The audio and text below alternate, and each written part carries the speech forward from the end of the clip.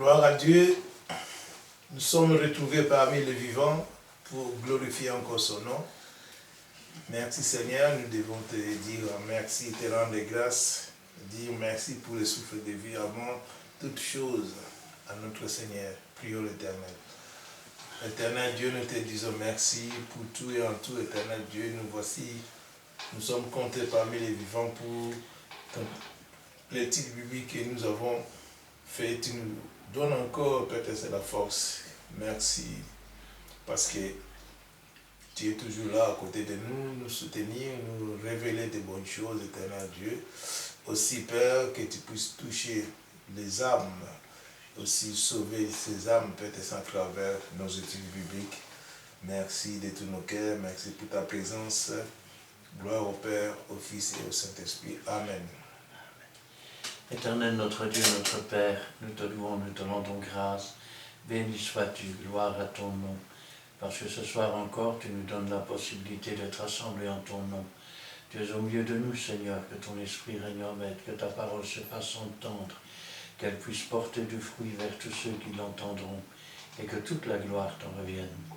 Gloire au Père, gloire au Fils et gloire au Saint-Esprit. Amen. Amen. Amen. Oui, Père éternel, sois loué, sois béni, sois glorifié, oh mon Dieu.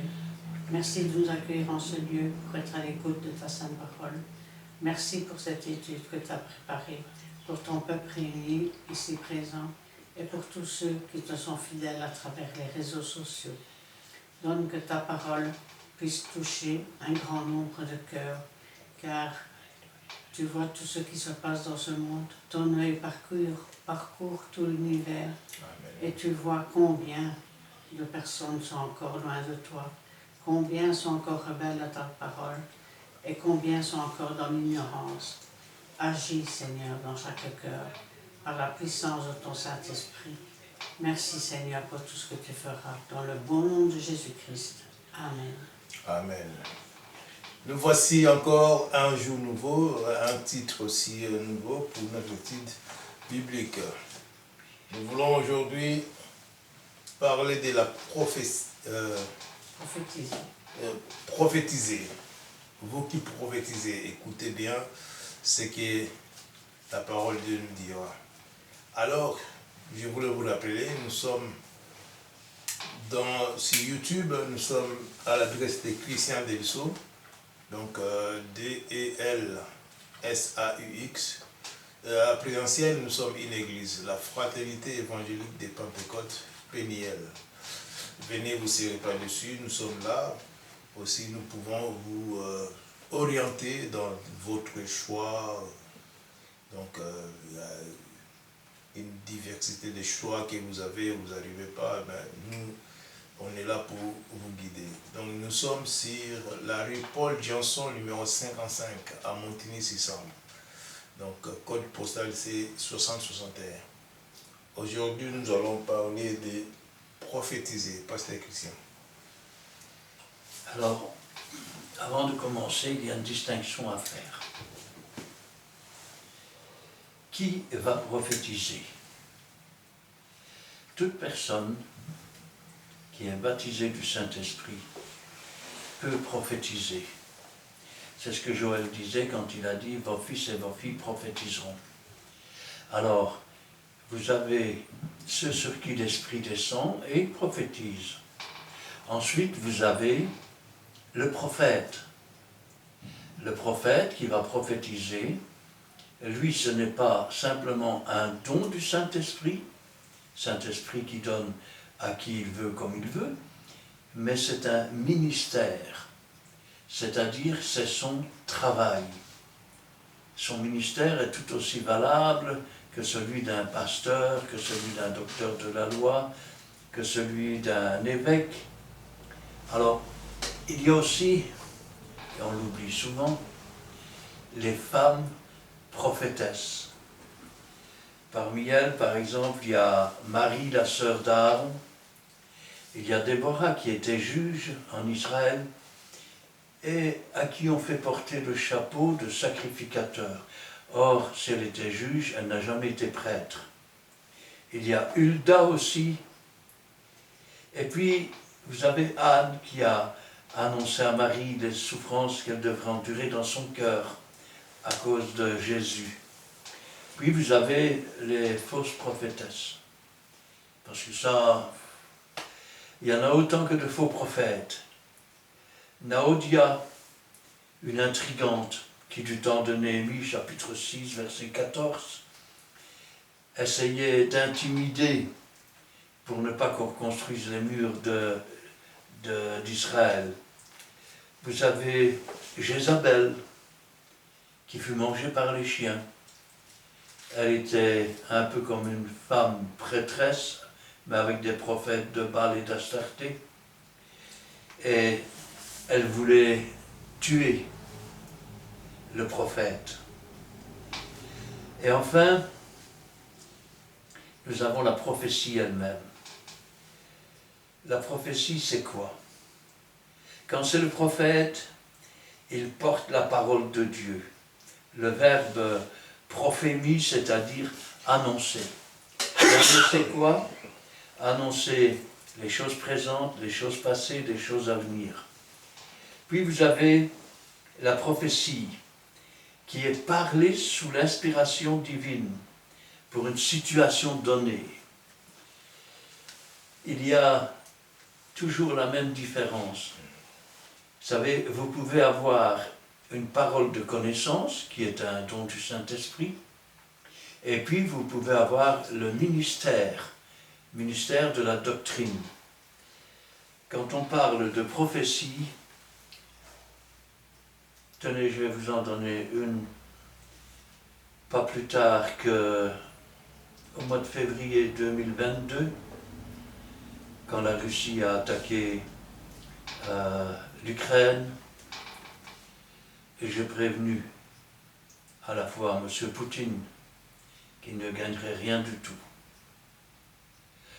qu'il devait rentrer chez lui, que de toute façon, toutes les autres nations s'arrangeraient pour se mettre contre lui, et que ces nations devraient faire attention parce qu'elles pourraient subir un fameux revers. M. Poutine n'a pas écouté, aujourd'hui, c'est la catastrophe en Russie. Et une catastrophe qui peut devenir mondiale. Ça veut dire que quand le prophète dit une chose, la chose arrive. Ce n'est pas peut-être. Quand vous avez un faux prophète, c'est quelqu'un qui est comme un bouc. Pourquoi je dis ça? Parce que le bouc, il boit sa propre pisse. Et de même, les faux prophètes boivent leurs propres rêves, leurs propres pensées. Parce qu'ils pensent qu'une chose devrait aller comme ça, eh bien, c'est comme si ils tentaient Dieu. Voilà, j'ai dit que tu allais faire ça, maintenant tu es obligé de le faire. Alors que le véritable prophète, c'est quelqu'un qui reçoit l'ordre de parler de Dieu. C'est quelqu'un qui assiste au conseil de Dieu. Celui qui prophétise, c'est quelqu'un sur qui l'Esprit descend et qui révèle une parole. Il y a une différence entre ces choses. On va voir quelques exemples. Et on va commencer par le livre des Nombres, chapitre 11, versets 25 à 30. Nous lisons la parole de Dieu dans le livre des Nombres, chapitre 11, versets 25 à 30. L'Éternel descendit dans la nuée et parla à Moïse. Il prit de l'esprit qui était sur lui et le mit sur les 70 anciens. Et dès que l'esprit reposa sur eux, ils prophétisèrent, mais ils ne continuèrent pas. Il y eut deux hommes, l'un appelé Eldad et l'autre Médad, qui étaient restés dans le camp et sur lesquels l'esprit reposa, car ils étaient parmi les inscrits, quoiqu'ils ne fussent point allés à la tente, et ils prophétisèrent dans le camp. Un jeune garçon courut, l'annoncer à Moïse et dit, Eldad et Médad prophétisent dans le camp. Et Josué, fils de Nun, serviteur de Moïse, depuis sa jeunesse, prit la parole et dit, Moïse, mon Seigneur, empêche-les. Moïse lui répondit, Es-tu jaloux pour moi, Puisse tout le peuple de l'Éternel être composé de prophètes, et veuille l'Éternel mettre son esprit sur eux. Et Moïse se retira au camp, lui et les anciens d'Israël. Amen. Vous voyez aussi la différence flagrante entre le prophète et ceux qui prophétisent. Regardez ce qui est dit. L'Éternel descendit dans la nuée et parla à Moïse. Dieu parle aux prophètes. Et c'est Dieu qui donne les paroles aux prophètes. Quand on voit les 70 anciens et les 2 qui sont dans le camp, on nous dit l'Esprit est descendu sur eux, ils se mirent à prophétiser. Rappelez-vous ce que Joël disait, vos fils, vos filles prophétiseront. Il y a une différence entre la prophétie du baptisé du Saint-Esprit et la prophétie du prophète. Le prophète, en général, s'adresse à tout le peuple. Il s'adresse au roi, il s'adresse aux nations, et il s'adresse aux serviteurs de Dieu. Il n'a pas été rare que des prophètes interviennent et qu'ils remettent les serviteurs de Dieu à leur place. Alors, l'Esprit, le Saint-Esprit le donne à qui il veut et quand il veut. On parle toujours de la prophétie ici.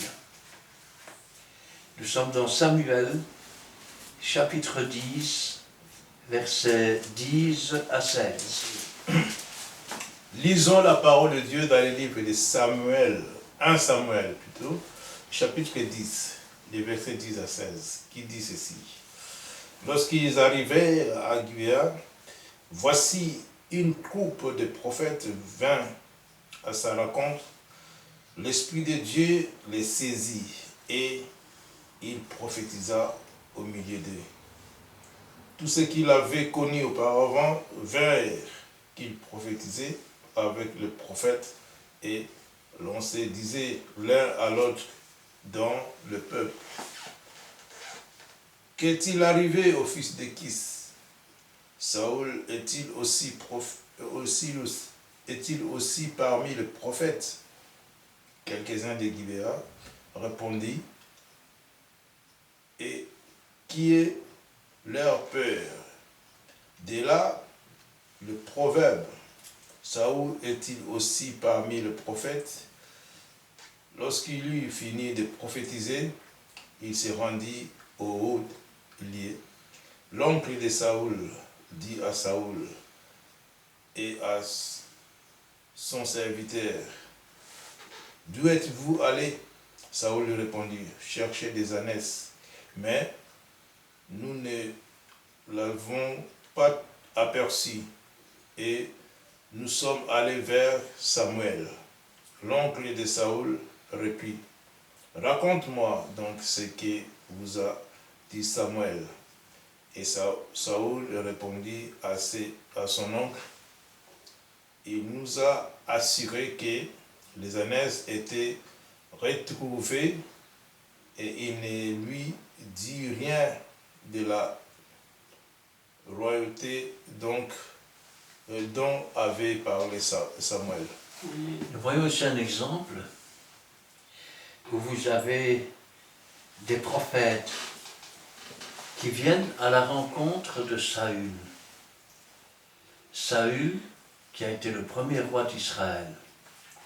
Et voilà que l'Esprit de Dieu le saisit et il prophétisa au milieu d'eux. D'où la question qui est posée par ceux qui l'ont entendu. Saül est-il parmi les prophètes? Autrement dit, est-il prophète ou a-t-il reçu l'onction pour prophétiser? Il y a une différence entre l'Esprit qui descend et on prophétise. Et le ministère reçu, qui consiste à être prophète. Vous savez, ce n'est pas parce que un chrétien dans l'Église reçoit une onction de l'Esprit et commence à à se lever et à parler comme un prédicateur avec des révélations sur les détails de texte et puis se rassoit, ça ne veut pas dire qu'il est pasteur. Ça veut dire qu'il a reçu une onction qui lui a permis de révéler une chose. De même, quand l'Esprit descend, la personne peut se mettre à prophétiser. Ça ne veut pas dire qu'elle est prophète, ça veut dire qu'elle a prophétisé. La différence, c'est que l'un prophétise parce que l'Esprit descend sur lui, il ouvre sa bouche et Dieu la remplit. L'autre, il parle avec Dieu. Il reçoit le conseil de Dieu, il assiste au conseil de Dieu. Et Dieu lui dit, voilà comment tu vas dire et comment tu vas parler au peuple. Et quand il a reçu ces paroles, il fait part des paroles. Il n'a pas besoin d'essayer de s'en souvenir, parce que c'est l'Esprit qui lui rappelle les paroles de Dieu. Ça veut dire que l'un annonce le message reçu par Dieu, et l'autre, le Saint-Esprit lui fait la grâce d'annoncer une prophétie. Je sais que peu de gens le savent, mais c'est pour ça qu'aujourd'hui, il y a tant de faux prophètes, des prophètes d'idolâtrie. Et là, nous sommes dans Jérémie, chapitre 2, et les 8 premiers versets. Nous lisons la parole de Dieu dans le livre de Jérémie, chapitre 2, versets 1 à 8.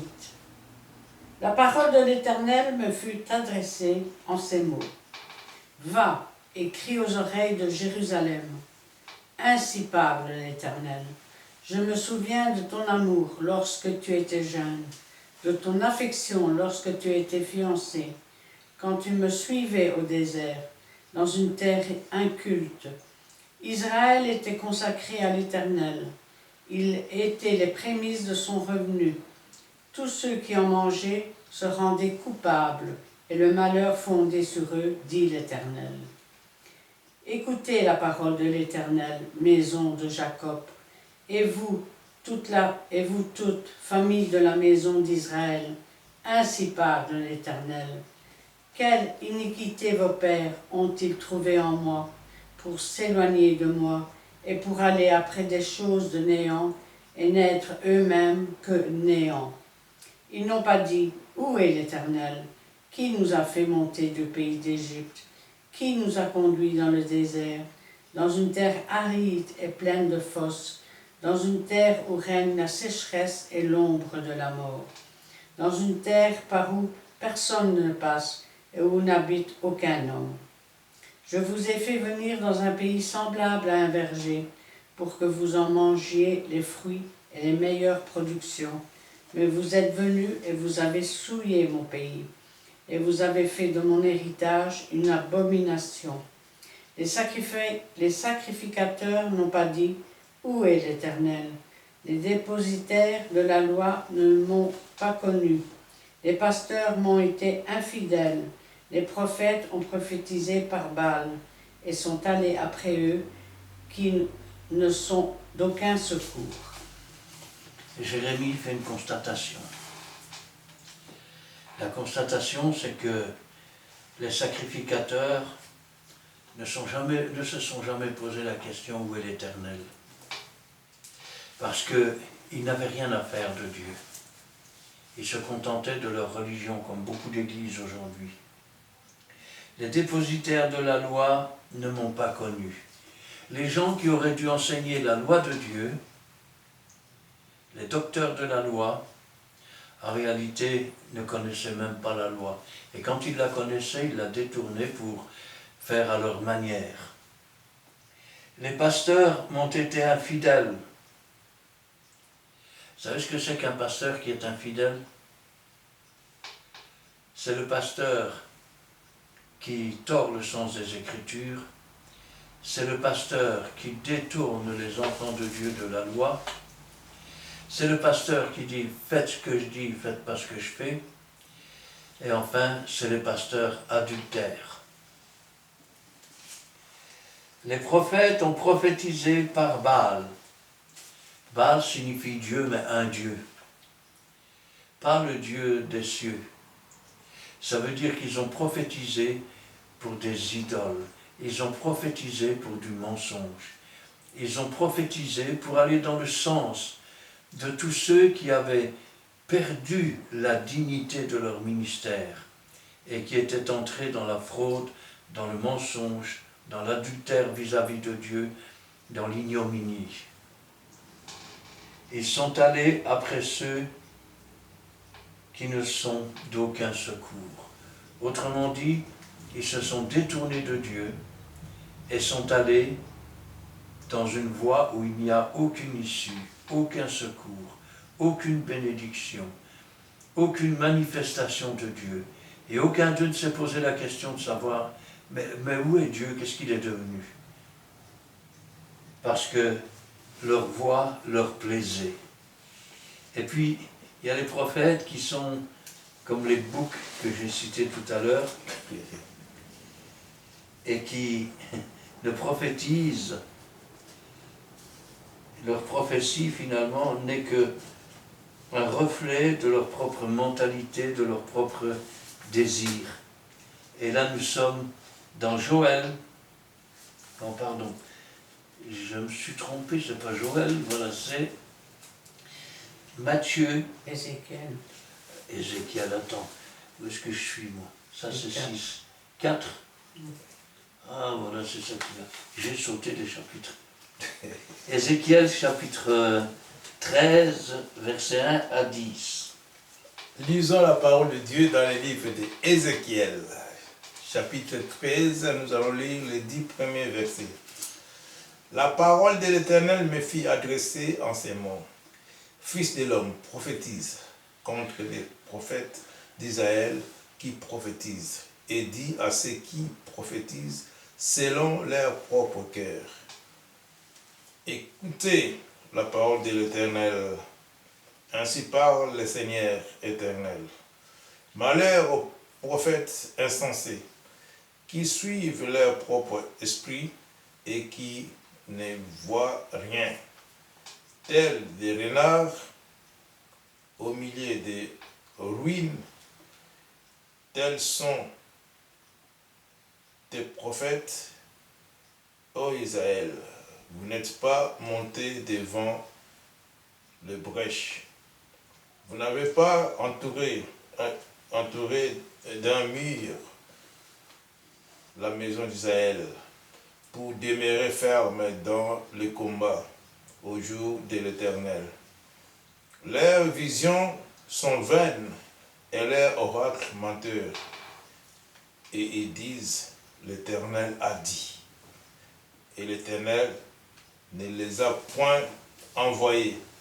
Et ils font espérer que leur parole s'accomplira. Les visions que vous avez ne sont-elles pas vaines? Et les oracles que vous prononcez ne sont-ils pas menteurs? Vous êtes et vous dites, l'Éternel a dit. Et je n'ai point parlé. C'est pourquoi ainsi parle le Seigneur, l'Éternel, parce que vous dites des choses vaines et que vos visions sont des mensonges. Voici, j'en vais à vous, et dit le Seigneur, l'Éternel. Ma main sera contre les prophètes dont les visions sont vaines et les oracles menteurs. Ils ne feront point parler de l'assemblée de mon peuple, mais ils ne seront pas inscrits dans le livre de la maison d'Israël. Et ils n'entreront pas dans le pays d'Israël. Et vous saurez que je suis l'Éternel, et je suis le Seigneur l'Éternel. Ces choses arriveront parce qu'ils égarent mon peuple en disant paix quand il n'y a point de paix. Et mon peuple bâtit une muraille et eux, ils la couvrent de plâtre. Amen. Nous voyons que ces gens prophétisent. Ainsi parle l'Éternel, alors que l'Éternel n'a pas parlé.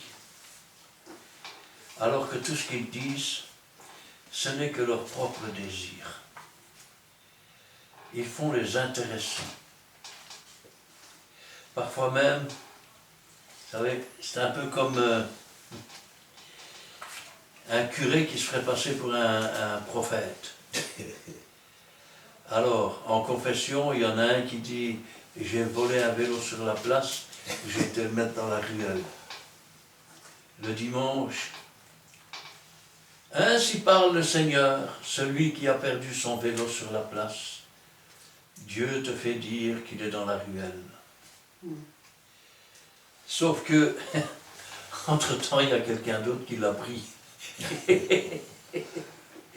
Ce que je suis en train de dire, c'est que, les prophètes ne se vantent pas d'être prophètes. Ça, c'est déjà la première chose. Rappelez-vous, avec Saül, c'est les gens qui disaient « Fait-il partie des prophètes ?» Point d'interrogation. Ou prophétise-t-il simplement? De même, les prophètes ne disent jamais qu'ils sont prophètes. Ou alors, quand ils veulent être entendus, ils disent « écoute le prophète ». Ils ne disent pas « écoute-moi, écoute le prophète ». Quand on voit ici, même dans Deutéronome, chapitre 18, verset 22, qu'est-ce qui est dit? Lorsqu'un prophète dira une chose, et que la chose n'aura pas lieu, c'est que l'Éternel ne lui a point parlé. N'aie pas peur de lui. Un autre passage nous dit, lorsque le prophète dira une chose et que la chose n'aura pas lieu, c'est par audace qu'il aura parlé. N'aie pas peur de lui, il sera puni de mort. Nous voyons aussi que ces prophètes, finalement, égarent le peuple. Ces prophètes crient paix, mais il n'y a pas de paix. Jésus a dit, je vous donne ma paix, je vous laisse ma paix.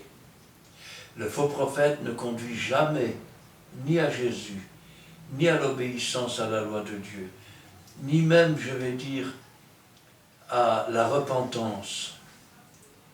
Il conduit au mensonge. Les hommes alors disent paix, paix et sûreté. Et c'est alors qu'une ruine soudaine s'abat sur eux.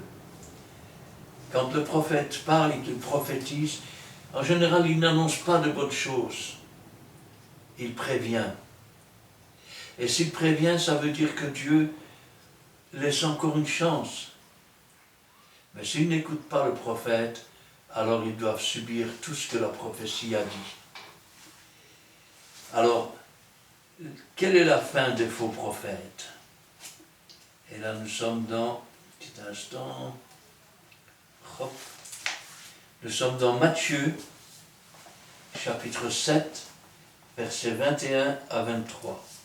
Nous lisons la parole de Dieu dans le livre de Matthieu, chapitre 7, versets 21 à 23.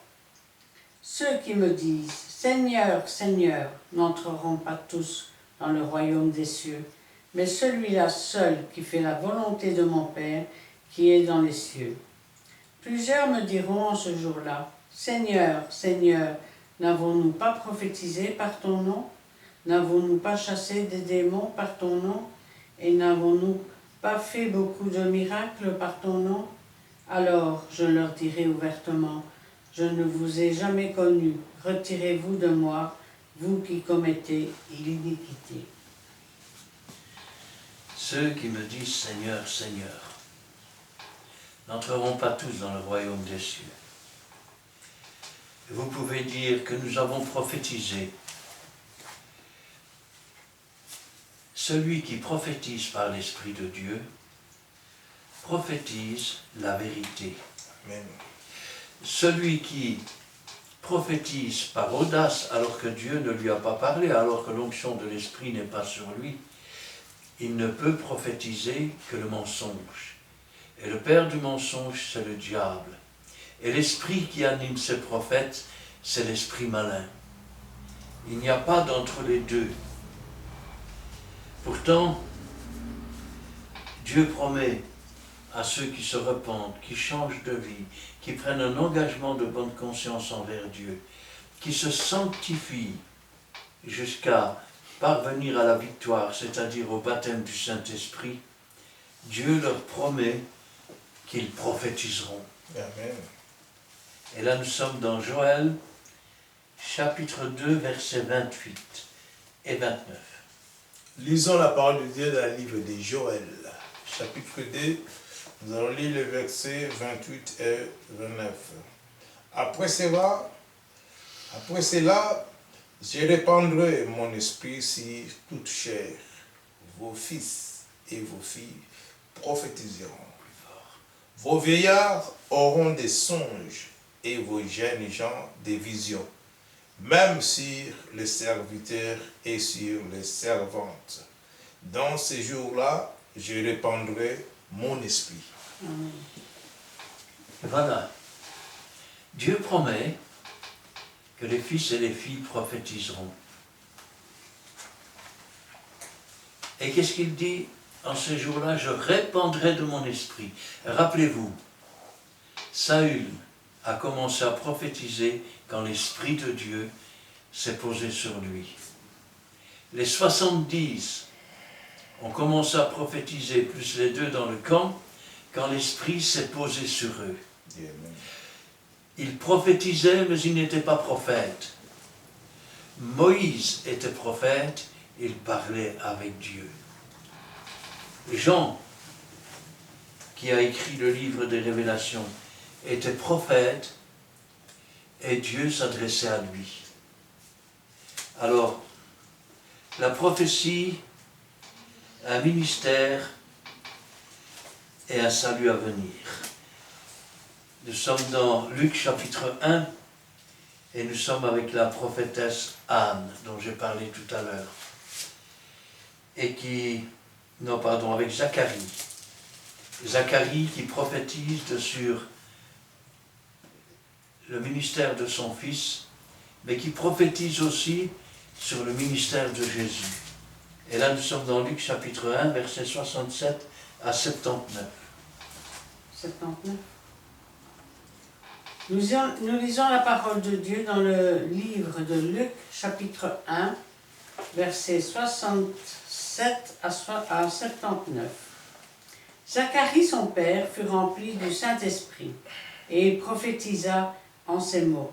Béni soit le Seigneur, le Dieu d'Israël, de ce qu'il a visité et racheté son peuple, et nous a suscité un puissant sauveur dans la maison de David, son serviteur, comme il l'avait annoncé par la bouche de ses saints prophètes des temps anciens. Un sauveur qui nous délivre de nos ennemis et de la main de tous ceux qui nous haïssent. C'est ainsi qu'il manifeste sa miséricorde envers nos pères et se souvient de la sainte alliance selon le serment par lequel il avait juré à Abraham, notre père, de nous permettre, après que nous serions délivrés de la main de nos ennemis, de le servir sans crainte, en marchant devant lui dans la sainteté et dans la justice tous les jours de notre vie. Et toi, petit enfant, tu seras appelé prophète du Très-Haut, car tu marcheras devant la face du Seigneur pour préparer ses voies, afin de donner à son peuple la connaissance du salut par le pardon de ses péchés, grâce aux entrailles de la miséricorde de notre Dieu, en vertu de laquelle le soleil levant nous a visités d'en haut pour éclairer ceux qui sont assis dans les ténèbres et dans l'ombre de la mort, pour diriger nos pas dans le chemin de la paix. Il annonce 2 choses. Zacharie, il fait partie de la classe d'Abia. Sa femme Marie est une descendante d'Aaron. Il va offrir le parfum et l'ange va lui annoncer que sa femme va avoir un enfant. Lui qui est avancé en âge et qui est stérile. À cause de son incrédulité, il va se retrouver muet. Mais ça, vous pouvez le lire dans le début de l'évangile de Luc. Et puis, l'enfant est né, et les gens lui disent, on va l'appeler Jean comme toi. Et sa femme dit non, on ne va pas l'appeler Jean. Pardon, on va l'appeler Zacharie comme toi. Et sa femme dit non, on ne va pas l'appeler Zacharie. Son nom est Jean. Alors, ils vont demander au père, et le père va prendre un écritoire et va marquer son nom est Jean. À ce moment-là, il va retrouver la parole et il va commencer à prophétiser. Jean le Baptiste est l'Élie qui devait venir. Parmi ceux qui sont nés de femmes, il n'en est pas né de plus grand, de plus important que lui. Pourtant, dans le royaume des cieux, le plus petit est plus grand que lui. Jésus dit en fait, c'est le plus grand né de femme. Il dit, moi je ne suis pas né de femme. J'ai été engendré, mon corps a été créé par le Saint-Esprit. Mais je suis de Dieu et du ciel. En parlant de l'enfant, il va dire que l'enfant est descendu du ciel et que Dieu a éclairé d'en haut. Que cet enfant va nous délivrer de nos ennemis. Notre ennemi, ce n'est pas notre prochain. Nous n'avons pas à lutter contre la chair et le sang, mais contre les dominations, les esprits méchants dans les lieux célestes. Il dit, cet enfant va nous délivrer de toute la puissance de Satan qui nous tenait liés par le péché. Et Dieu va pardonner nos péchés et les enlever. Maintenant, il arrive parfois que la prophétie est involontaire. Ça veut dire que parfois nous marchons dans une voie. Écoutez bien, c'est important. Et il y a des gens qui sont peut-être appuyés sur un banc et qui parlent. Nous nous posons une question et de leur bouche sortent les réponses. En fait, Dieu le permet pour nous amener à la réflexion. Il arrive ainsi de sorte que des païens puissent, de par la puissance de Dieu, sortir de leurs paroles la prophétie, sans même qu'ils s'en rendent compte. Et vous dites, c'est pas possible une chose pareille. Alors voyons, nous sommes dans Jean, chapitre 11, versets 47 à 53. Lisons la parole de Dieu dans l'évangile de Jean, chapitre 11, versets 47 à 53. Alors, les principautés sacrificateurs et les pharisiens assemblèrent les Sanhédrins et dirent, que ferions-nous? Car cet homme fait beaucoup de miracles. Si nous le laissons faire, tous croiront en lui. Et les Romains viendront détruire et notre ville et notre nation. L'un d'eux, Caïphe, qui était souverain sacrificateur, cette année-là, leur dit, vous n'y entendez rien. Vous ne réfléchissez pas qu'il est de notre intérêt qu'un seul homme meure pour le peuple et que la nation entière ne périsse pas. Or, il ne dit pas cela de lui-même, mais étant souverain sacrificateur cette année-là, il prophétisa que Jésus devait mourir pour la nation. Et ce n'était pas pour la nation seulement, c'était aussi afin de réunir en un seul corps les enfants de Dieu dispersés.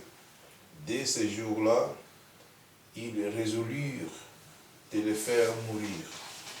Voilà, un sacrificateur.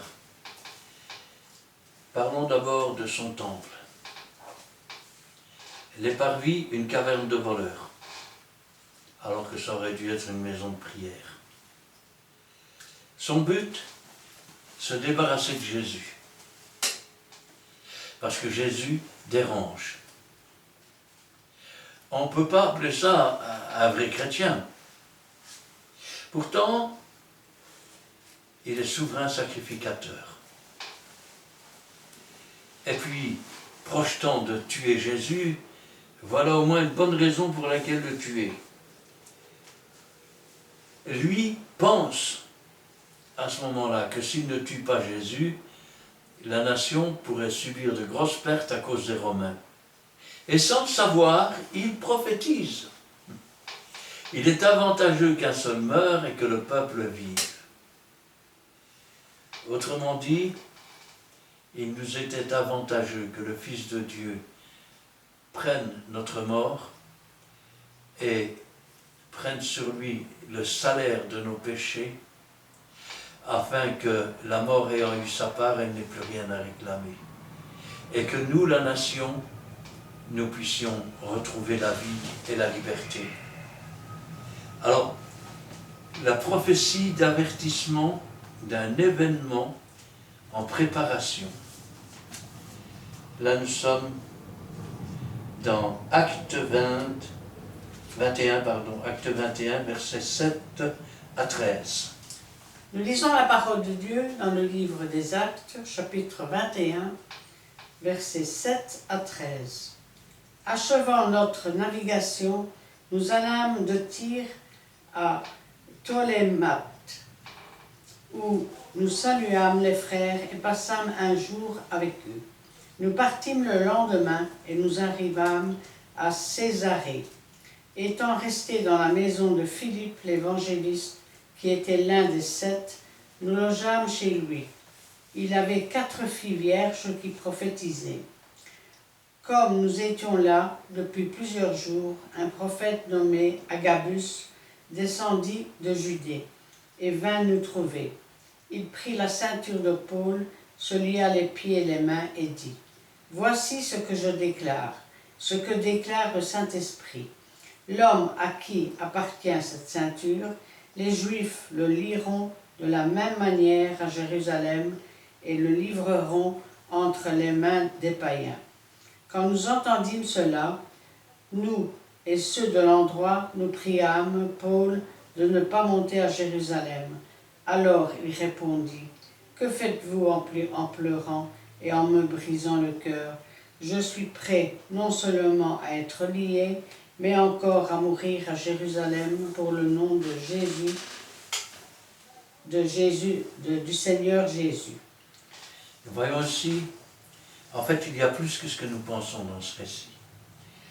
Nous voyons qu'ils sont dans la maison de Philippe, l'évangéliste. Philippe est un évangéliste. Il a 4 filles vierges, elles ne sont pas prophétesses. Marquez, la Bible a fait la différence. Ces 4 filles prophétisent. C'est la preuve que l'Esprit de Dieu vient sur elles. Quand on parle du premier signe du baptême du Saint-Esprit, certains pensent que c'est le parler en langue, d'autres pensent que c'est le miracle, on ne sait pas. Mais les signes, c'est Pierre qui les a donnés. Qu'est-ce que ça veut dire que cela, ce qui est en train de se passer? Il n'a pas dit, le Saint-Esprit vient sur vous, vous parlerez en langue. C'est pas ce qu'il a dit. Il a dit, c'est ce que Joël a dit. Vos fils, vos filles prophétiseront, vos jeunes gens auront des visions, vos vieillards auront des songes. Le fait que le vieillard a des songes prouve que l'Esprit de Dieu est sur lui. Le fait que les jeunes gens ont des visions prouve que l'Esprit est sur eux. Le fait que les fils et les filles prophétisent prouve que l'Esprit est sur eux. Il avait 4 filles vierges qui prophétisaient. On ne dit pas qui étaient prophétesses. Simplement, elles prophétisaient. La Bible fait la différence entre le don de prophétie et le ministère. Comme nous étions là depuis plusieurs jours, un prophète, il n'a pas dit un homme qui prophétisait. Les filles prophétisent, mais là c'est un prophète. C'est un ministère, c'est pas la même chose. Un prophète nommé Agabus, descendu de Judée. petite parenthèse, certains pensent que avec la mort du dernier apôtre, eh bien la prophétie a disparu. Et je rappelle que nous sommes déjà dans le Nouveau Testament, Jésus est déjà mort, il est déjà ressuscité, il est déjà assis à la droite de Dieu, les filles vierges prophétisent, et un prophète est monté dans sa maison. Il va prendre la ceinture de Paul, se lier les pieds et les mains, et va dire, celui à qui appartient cette ceinture sera lié comme cela. Or, quand un prophète parle, la chose arrive. Il avertit. Pourquoi avertit-il Paul? Parce que Dieu ne met jamais sur nos épaules une chose qui peut dépasser ce que nous pouvons supporter. Amen. S'il était monté à Jérusalem et que, par surprise, il était attrapé et lié de cette façon, il aurait pu se dire, « Seigneur, pourquoi tu m'abandonnes là? Qu'est-ce qui se passe ?» Mais là, le prophète lui a dit. Et parce que le prophète lui a dit et qu'il sait que toute chose concourt au bien de ceux qui aiment Dieu, il ne craint plus de monter à Jérusalem. Il sait qu'il va être lié, mais il y va quand même. Parce que le prophète a parlé.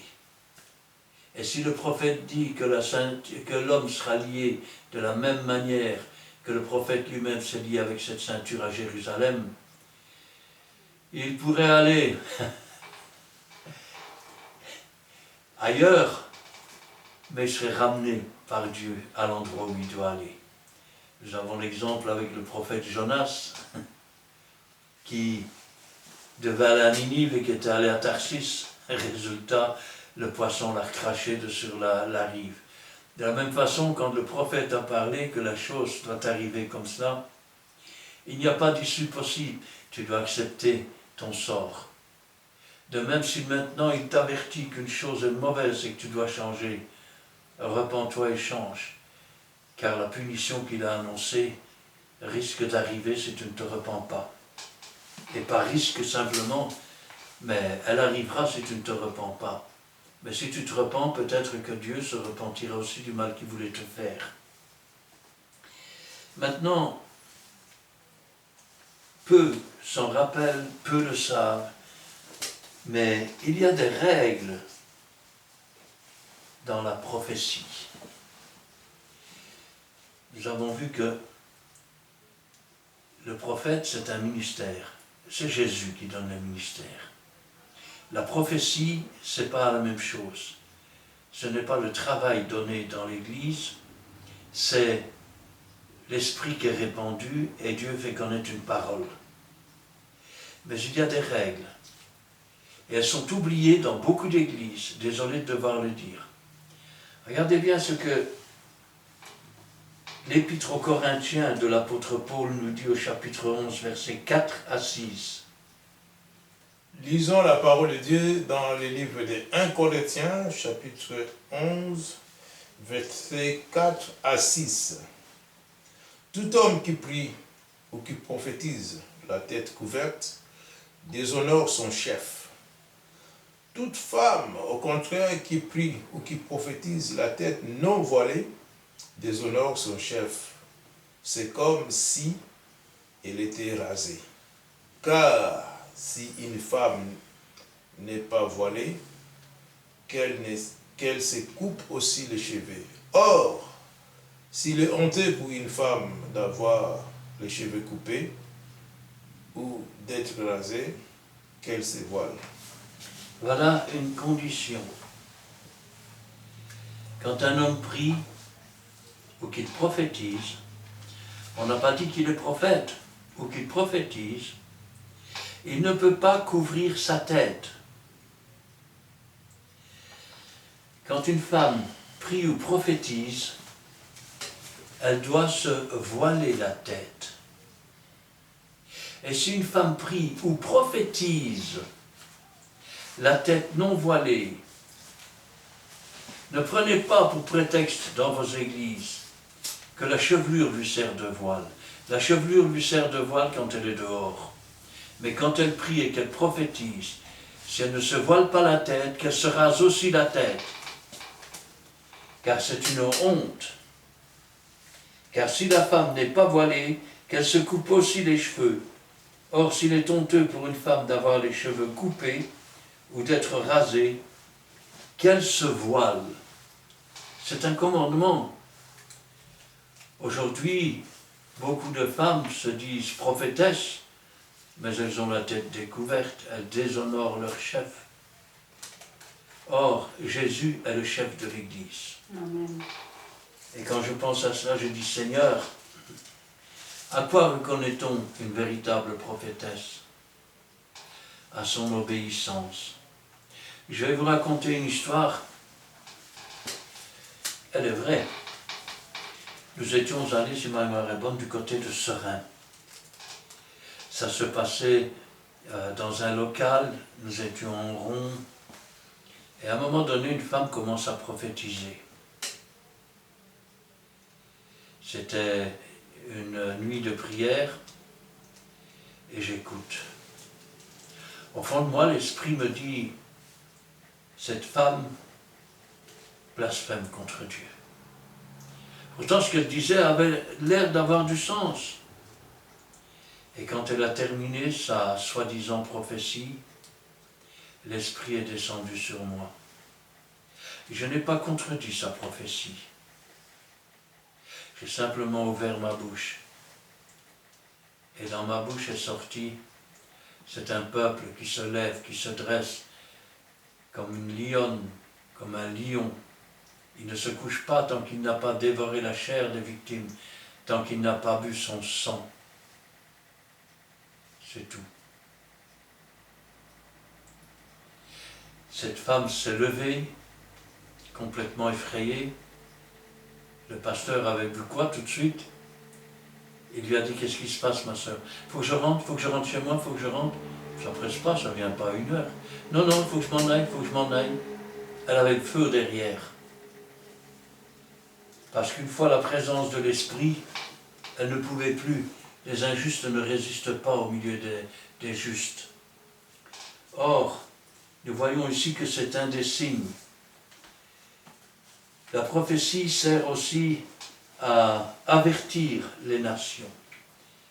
Et pas seulement une, mais parfois toutes les nations. Nous sommes dans Apocalypse chapitre 10, verset 11 pour commencer. Nous lisons la parole de Dieu dans le livre de l'Apocalypse, chapitre 10, verset 11. Puis on me dit, il faut que tu prophétises de nouveau sur beaucoup de peuples, de nations, de langues et de rois. Jean est là et il reçoit l'ordre. Il faut que tu prophétises de nouveau sur beaucoup de peuples, de nations, de langues et de rois. Souvent, c'est un des rôles des prophètes. Ils sont parfois rejetés dans l'Église. Ils sont parfois jetés dans des puits, comme Jérémie. Ils sont parfois tués à côté de l'autel de Dieu et par des gens qui se disent serviteurs de Dieu. Ou décapités comme Jean-Baptiste, parce qu'il avait dit au roi qu'il ne lui était pas permis d'avoir la femme de son frère. La plupart des prophètes, comme Daniel, jetés dans la fosse aux lions. Et quand je pense à cela, je dis, Seigneur, le prophète est une personne importante. Les messages que Dieu lui donne, c'est un message à qui Dieu lui parle directement. Il reçoit le conseil de Dieu, il assiste à ce conseil. Et il ne propage que ce que Dieu lui a dit de dire. En général, il s'attire les foudres de tous ceux qui l'entendent. Et souvent, ça s'adresse aux rois, aux nations. Et souvent, ces rois et ces nations n'obéissent pas. Elles se moquent des prophètes. Elles les persécutent. Elles les jettent en prison. Elles les torturent. Elles les écartèlent. Elles les scient. Nous le voyons aussi dans le chapitre 11, versets 3 à 7. Nous continuons la lecture dans le livre de l'Apocalypse, chapitre 11, versets 3 à 7. Je donnerai à mes 2 témoins le pouvoir de prophétiser, revêtus de sacs pendant 1260 jours. Ce sont les 2 oliviers et les 2 chandeliers qui se tiennent devant le Seigneur de la terre. Si quelqu'un veut leur faire du mal, du feu sort de leur bouche et dévore leurs ennemis. Et si quelqu'un veut leur faire du mal, il faut qu'ils soient tués de cette manière. Ils ont le pouvoir de fermer le ciel afin qu'il ne tombe point de pluie pendant les jours de leur prophétie. Pendant les jours de leur prophétie, et ils ont le pouvoir de changer les eaux en sang et de frapper la terre de toute espèce de plaie chaque fois qu'ils le voudront. Quand ils auront achevé leur témoignage, la bête qui monte de l'abîme leur fera la guerre, les vaincra et les tuera.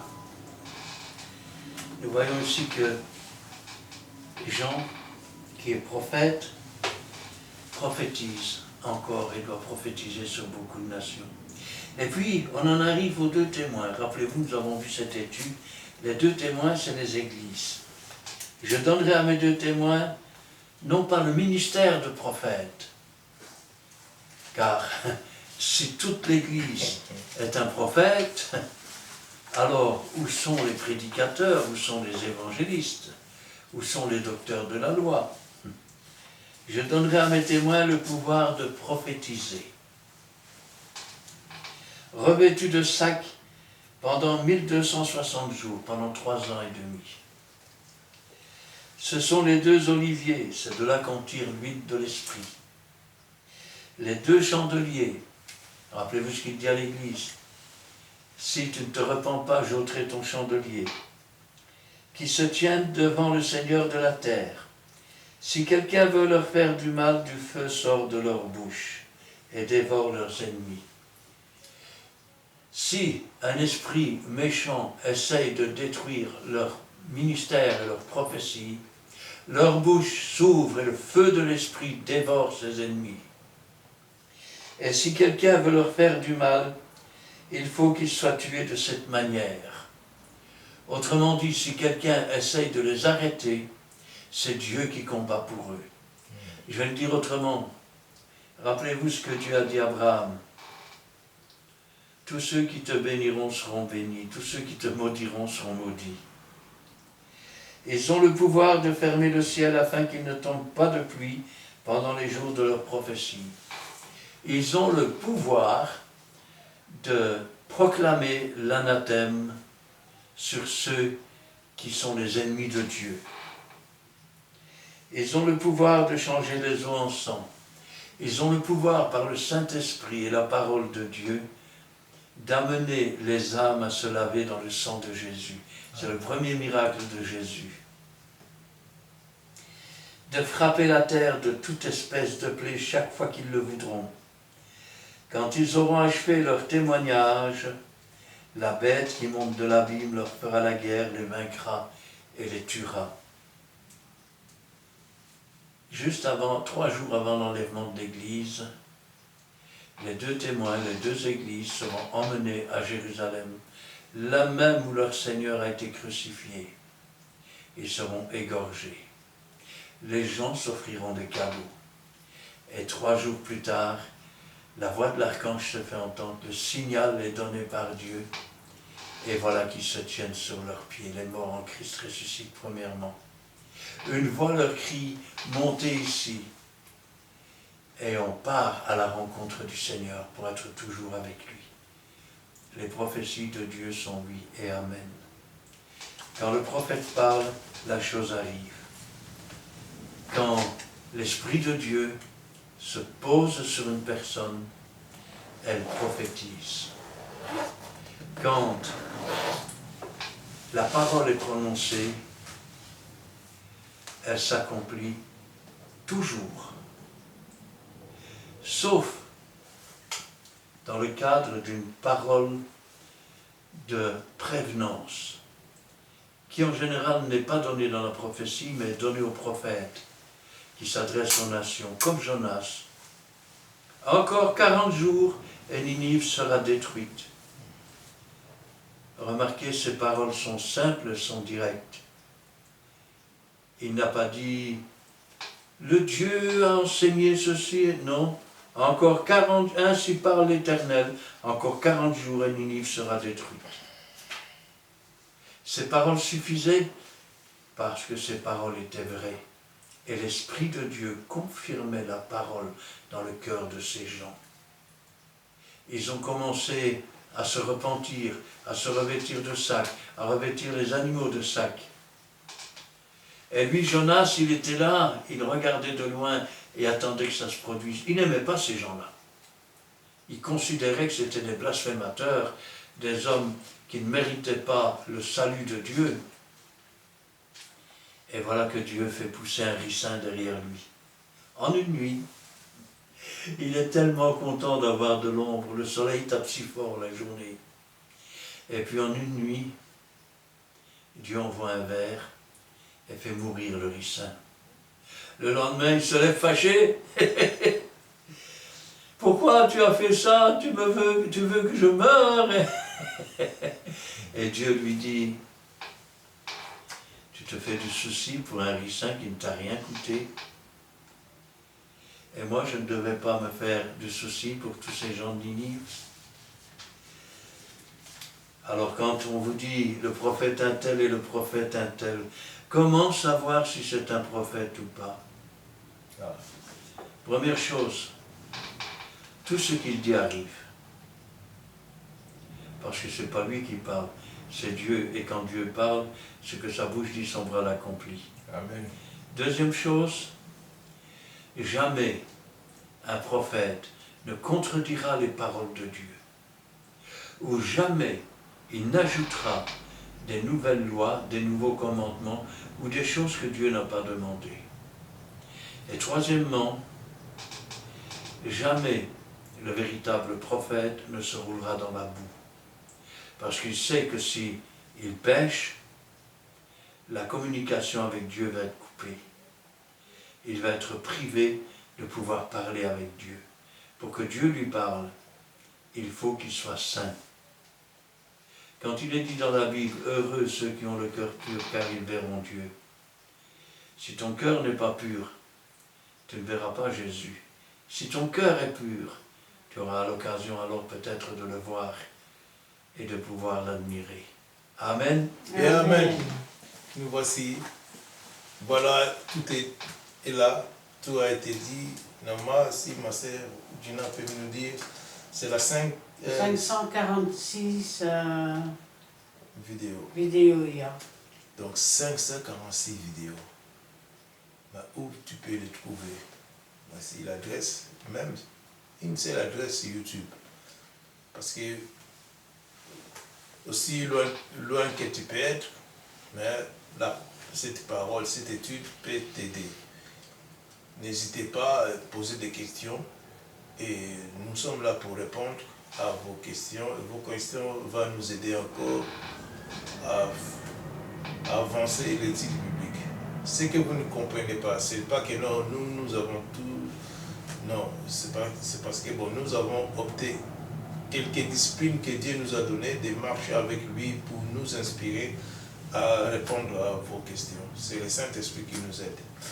Donc, qui vous aide aussi à comprendre nos études bibliques. Si vous ne comprenez pas, posez vos questions et nous allons encore progresser dans ce travail. C'est un devoir que Dieu nous donne. Donc voilà, une seule adresse que vous pouvez retrouver, les 546 vidéos, adresse de Christian Delso. Donc, Et ton adresse? Oui, adresse de Christian Delso, des fois comment tu peux l'écrire, c'est D-E-L-S-A-U-X. Sur place, si vous avez le temps, vous pouvez passer. Nous sommes une église, la Fraternité évangélique des Pentecôtes, Péniel, à Charleroi. À Montigny-sur-Sambre, nous sommes sur la rue Paul Janson, numéro 55, à Montigny-Sambre, code postal c'est 6061. Référence patinoire. On chante. Ouais, nous allons chanter. À lui seul, désormais, sa propre vie il donna pour moi, frappé pour mes péchés sur la croix. À lui seul, désormais, mon cœur et mon âme, Jésus les réclame. À lui seul. Amen. Voici, c'est pour la gloire de Dieu, nous venons de chanter. Restez fidèles et aussi partagez comme vous voulez, faire entrer cette vidéo dans vos maisons, dans vos familles. Je peux dire que quand il y a une chose que tu as trouvée, une nouvelle chose, tu peux aussi en parler entre vous, les amis, la famille. Tu dis, ah oui, j'ai retrouvé les hommes de Dieu qui font les études bibliques, si nous pouvons aussi regarder ce qu'ils font et partager ces vidéos. Donc nous avons commencé par une prière, nous avons aussi terminé par une prière. Prions l'Éternel. Merci Dieu pour ta révélation dans ta parole, surtout dans les études bibliques. C'est un dévoile que nous sommes en train de faire. Aide-nous, Éternel Dieu, par ton Esprit Saint, Éternel Dieu. Nous voulons qu'une seule âme puisse venir à toi, Éternel Dieu, comprendre, Éternel Dieu, ainsi dit l'Éternel. Merci, touche, Père Seigneur, ceux qui vont ouvrir leur cœur, Père Saint, pour se repentir aussi, Père Saint, ou soit te suivre, Éternel Dieu, parce que nous n'avons pas ce pouvoir, mais toi, Éternel Dieu, tu as dit, je vous laisserai pas les orphelins. Il y a toujours le Saint-Esprit qui est là pour accompagner cette parole. Rentre, Père Seigneur, dans le cœur de toute personne qui est, Père Saint, humble, Père Saint du cœur, un cœur tendre, Éternel Dieu, pour que cette parole puisse lui changer. Merci en tout et pour tout. Bénis aussi notre chemin de retour. Bénis chaque famille représentée ici. Bénis aussi peut-être ceux qui entendront ces messages, Éternel Dieu, qu'ils n'endurcissent pas leur cœur, mais que ces messages soient une bénédiction pour quelqu'un et une délivrance, Éternel Dieu, pour ceux qui que Dieu touchera leur cœur. Gloire au Père, au Fils et au Saint-Esprit. Amen. Amen. Oui, Seigneur, nous te louons, nous te rendons grâce. Encore ce soir, Seigneur, je peux te demander que ta parole ne retourne pas à toi sans avoir fait ta volonté, sans avoir donné de la semence à celui qui sème et du pain à celui qui mange. Que chacun puisse grandir, Seigneur, que chacun puisse se remettre en question et qu'ainsi, Seigneur, nous puissions marcher de mieux en mieux avec toi, jusqu'au jour où nous entrerons dans ton ciel. Bénis tous ceux qui entendront, Seigneur, et qu'ainsi toute la gloire t'en revienne. Gloire au Père, gloire au Fils, et gloire au Saint-Esprit. Amen. Amen. Merci Seigneur pour cet instant béni passé à ta présence. Merci car encore aujourd'hui, tu as porté à notre connaissance la révélation de tes paroles par ton Saint-Esprit sur l'étude biblique, sur le thème prophétiser. Merci Seigneur pour cela. Donne-nous d'accepter Seigneur ton enseignement qui est précieux, ta parole qui est vraie. Elle est une lampe sur notre chemin. De méditer cette parole, mais surtout de l'accepter, de la mettre en pratique. Non pas comme nous le voulons, mais comme toi tu le désires, mon Dieu. Car nous voulons faire ta volonté dans les petites choses comme dans les grandes choses, afin de grandir en toi, pour toi et par toi. Bénis tes serviteurs présents. Oins-les, Seigneur, de double onction de ton Saint-Esprit. Protège-les des méchants et des orgueilleux. Interviens pour chaque famille représentée. Veille aussi sur tous ceux qui te sont fidèles à travers les réseaux sociaux. Visite-les à l'instant même, mon Dieu. Fortifie-les dans tes voies. Donne-leur de la sagesse de l'intelligence et du discernement, afin qu'ils puissent comprendre ta parole, l'accepter, mais surtout la mettre en pratique. Vous qui êtes fidèles, vous qui allez regarder cette vidéo, si cette parole a touché votre cœur, n'hésitez pas à liker, à partager en grand nombre, afin que la parole de Dieu soit propagée dans le monde entier, non pas pour notre gloire, mais pour la gloire de notre Seigneur Jésus-Christ. Soyez tous bénis dans le nom puissant de notre Seigneur. Amen. Amen. Toutes nos bénédictions aussi de votre part, selon votre fidélité aussi à nos vidéos. Quant à nous aujourd'hui, on vous dit bye bye.